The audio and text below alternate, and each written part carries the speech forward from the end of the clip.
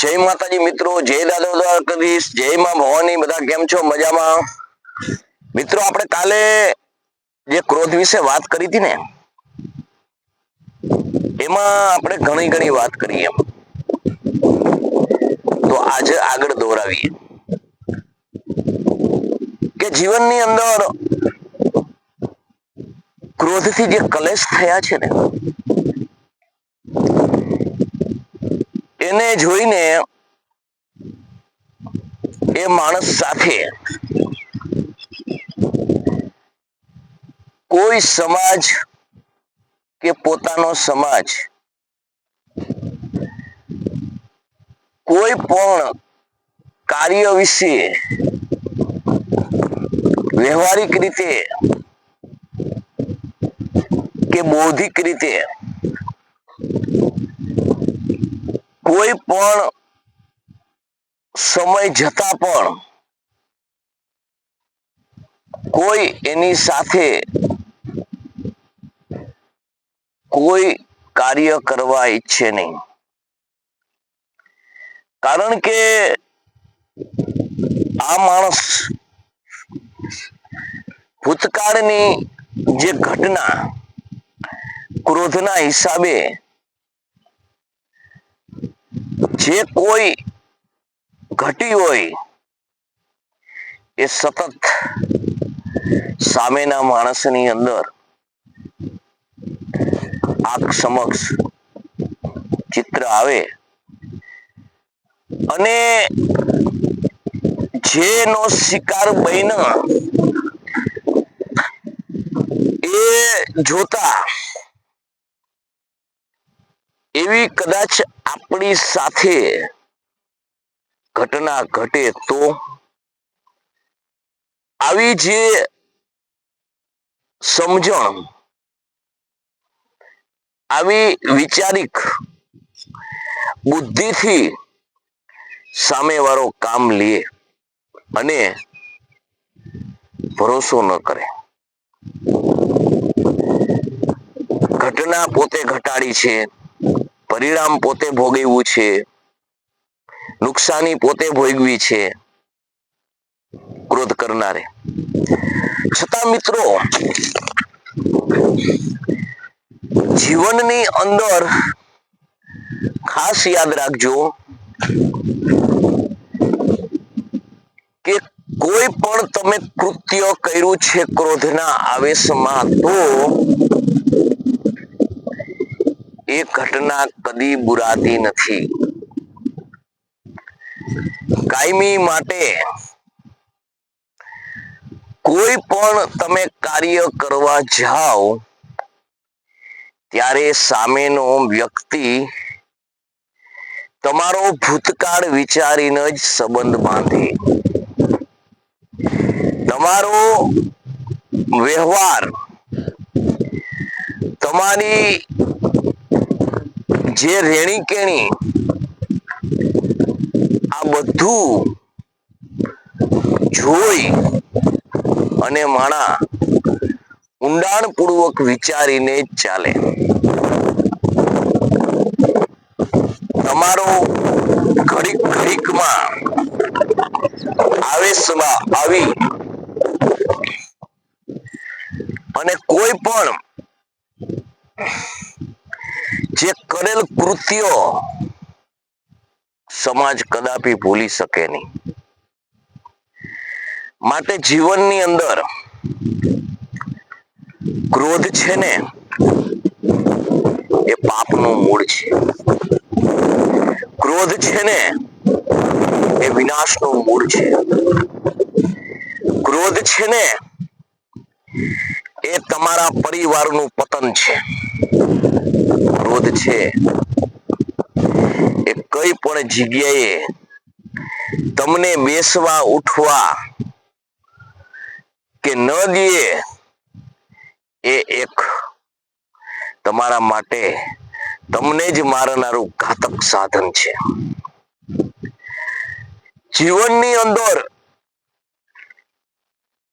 કોઈ પણ પ્રકારની શક્તિ તમારામાં અમોધ હોય, જેનો માપ ન હોય, બુદ્ધિ પણ આવડી જબરજસ્ત હોય, કોઈ પણ કાર્ય કરવાની ક્ષમતા પણ તમારામાં જબરજસ્ત હોય, પરંતુ તમે જો ક્રોધિત હોય ને તો એ કોઈ પણ શક્તિની સમાજની અંદર કિંમત થતી નથી. હર કોઈ વ્યક્તિની અંદર ક્રોધ તો હોય જ છે. આપણે એમ નથી કહેતા કે ક્રોધ ન હોય, પણ ક્રોધ ક્યારે કરવો, કેટલા અંશે કરવો અને કઈ રીતે કરવો, એ પણ જીવનની અંદર સમજણ હોવી જોઈએ. અને ક્રોધ કેટલો કરવો એ પણ એની સમજણ હોવી જોઈએ. ક્રોધની હું વાતો કરું છું એટલે એવું નથી કે આપણે સર્વશ્રેષ્ઠ છીએ ને આપણે પોતે ક્રોધિત નથી કે કોઈ સામેનો વ્યક્તિ ક્રોધિત ન થઈ શકે. કારણ કે એવી પરિસ્થિતિ સર્જાતી હોય તો માણસને ગુસ્સો આવતો જ હોય, ક્રોધ આવતો જ હોય. પરંતુ ક્રોધના પણ પ્રકાર હોય. ક્રોધનું કારણ હોય એટલો જ ક્રોધ કરાય. ક્રોધ ગમે તેવો કરો તમે, પણ તમારી પારિવારિક શક્તિ વિખાઈ ન જાય, કોઈ પણ સમાજને ઘાતક ન બને, કોઈ સમાજનો વિનાશ ના નોતરે. ટૂંકમાં તમારી માનવતાને નેવે મૂકીને કોઈ પણ ક્રોધ કરો એ યોગ્ય નથી. કોઈ પણની ભૂલ હોય તો એ ક્રોધ એટલી વાર જ હોવો જોઈએ કે ભૂલ સ્વીકારી લીધી, કે ભૂલ સમજાઈ ગઈ એટલે સમી જવો જોઈએ.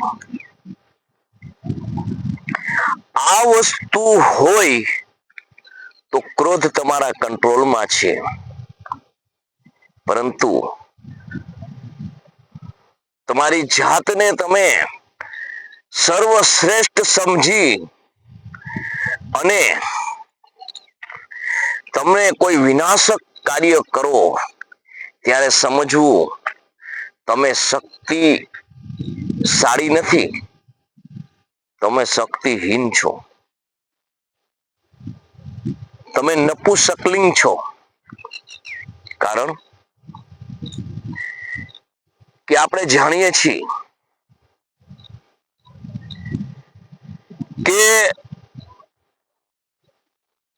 ઇતિહાસની પાનાની અંદર કે જબરજસ્ત કોઈની ભરપાઈ ન કરી શકે એવું નુકસાન મહાપુરુષોમાં પણ આવી ભૂલો થઈ છે. અને એને સામે માફી પણ મળી છે.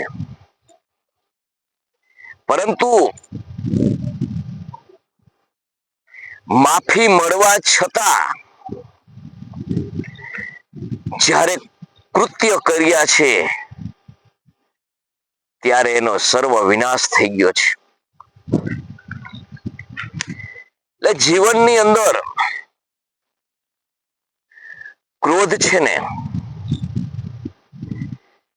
એને સમાવવા માટેનું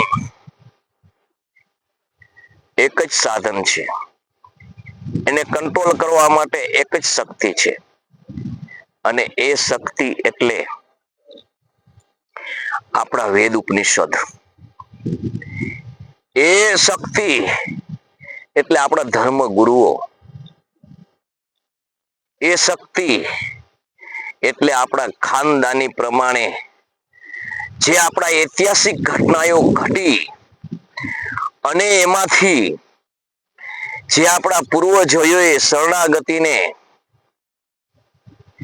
ભૂલ કરવી હોવા છતાં જે માફી આપી એવા ઉદાહરણો જીવનની અંદર શ્રેષ્ઠ એ જ બને કે કોઈ પણ કાર્યને સમજી શકે, કોઈ પણ પરિસ્થિતિને સંભાળી શકે, કોઈ પણ પરિસ્થિતિમાં ચલિત ન થાય, વિચલિત ન થાય. આવી માટે આજે મિત્રો મેં તમને ક્રોધ વિશે એટલા જ માટે જણાવ્યું છે કે ક્રોધિસ્ત માણસ છે થઈ જાય ને પછી એની કુટુંબ, પરિવાર,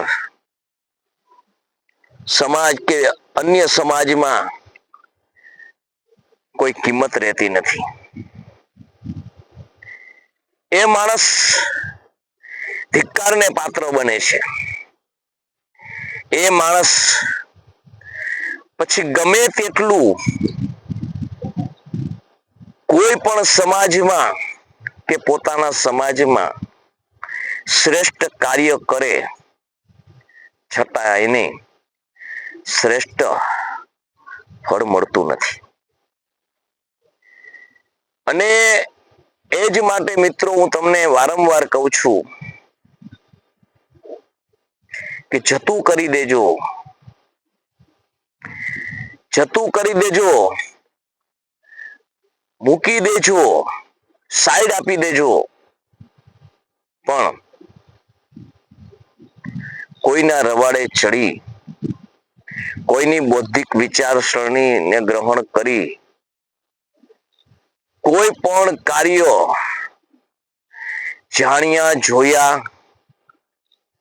સાંભળ્યા અને ચિંતન કર્યા વગરનું કરવું નહીં.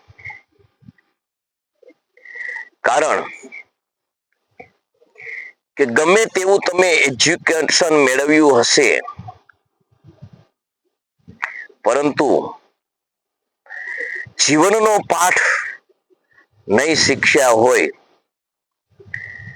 તો 110% હું તમને ચેલેન્જ કરું છું કે આવી ભૂલો એજ્યુકેટ માણસો જ કરે છે.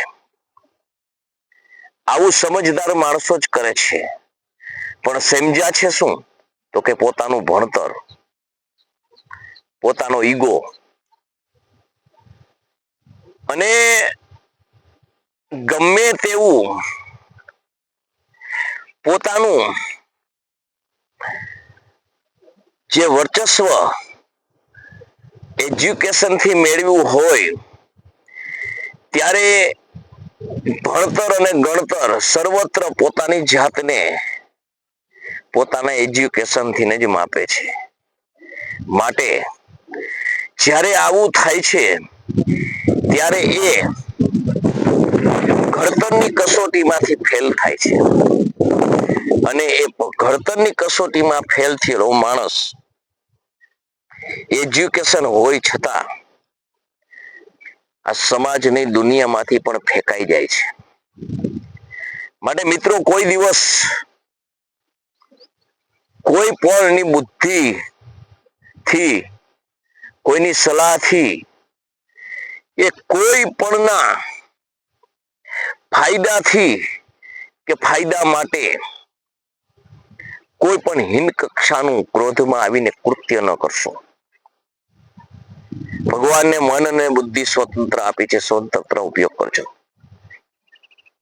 મિત્રો આથી પરિવાર તમારો રજડશે,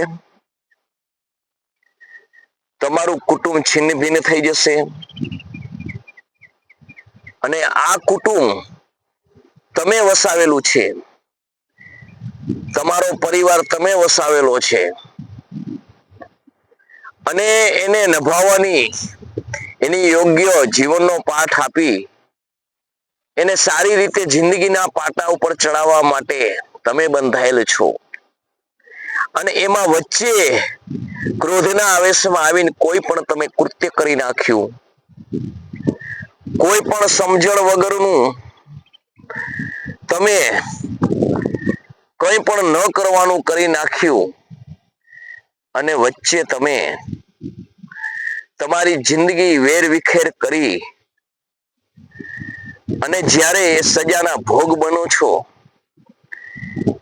તમે તમારા કુટુંબથી દૂર ચાલ્યા જાઓ છો, ત્યારે કુટુંબ જે દુખી થાય છે, જે તમારી જવાબદારી હતી નિભાવ્યા વગર તમે અનિચ્છિત કૃત્ય કરી અને જ્યારે વેર વિખેર થઈ જાઓ છો, ત્યારે તમારો રઝળતો રોતો પરિવાર નું તમને પાતક લાગે છે, તમને એની હાઈ લાગે છે, અને એ પાતકમાંથી તમે કદાપી માફી ન મેળવી શકો. કારણ કે સમજદાર માણસ છે એ તમને માફ કરે, પણ ઈશ્વર કોઈ દિવસ માફ ન કરે. ભગવાન કોઈ દિવસ ઇન્સાફ કરે પણ માફ ન કરે. માટે જે કૃત્યો તમે કરો છો ક્રોધના આવેશમાં આવી, એનું પરિણામ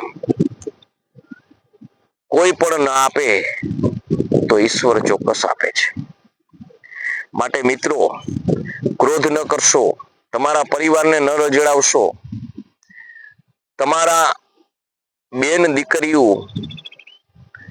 તમારો કુટુંબ પરિવાર તમારા માટે જે આશા હતી એના ઉપર પાણી ન ફેરવશો. વિચારી શુદ્ધ બુદ્ધથી કાર્ય કરજો, ભગવાનને યાદ કરજો.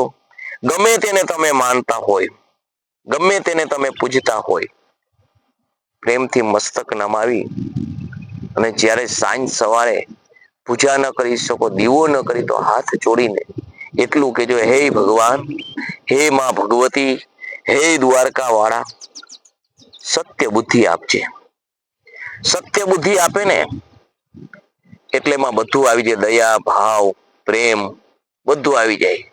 ભગવાન, મારી હાથે કોઈ પણનું ખરાબ ન થાય એવી નેક બુદ્ધિ આપજે. ભગવાન પાસે આવું મગાય. ભગવાન પાસે આવું માગો ને એટલે ભૌતિક સાધનો તો રમતા રમતા રમોકડા છે જીવનમાં, પણ સદબુદ્ધિ ના આપો તો એ રમોકડા તમારું વિનાશક શસ્ત્ર પણ બની જાય. માટે મિત્રો, સૌ સમાજ સંપીને રહેજો, સૌ સમાજ ભાઈચારો કેળવજો, વાદ વિવાદમાં ન પડતા. ફેમસ થવા માટે કોઈના વાદ વિવાદ વિડિયા ન બનાવો, કોઈ માથે ખરાબ કિચ્ચડ ના ઉછાળો. કારણ કે જ્યારે કિચ્ચડની અંદર આપણે પગ મારીએ છીએ ને ત્યારે પેલા આપણને જ ઉડે છે. અને ખરાબ કોણ કહે?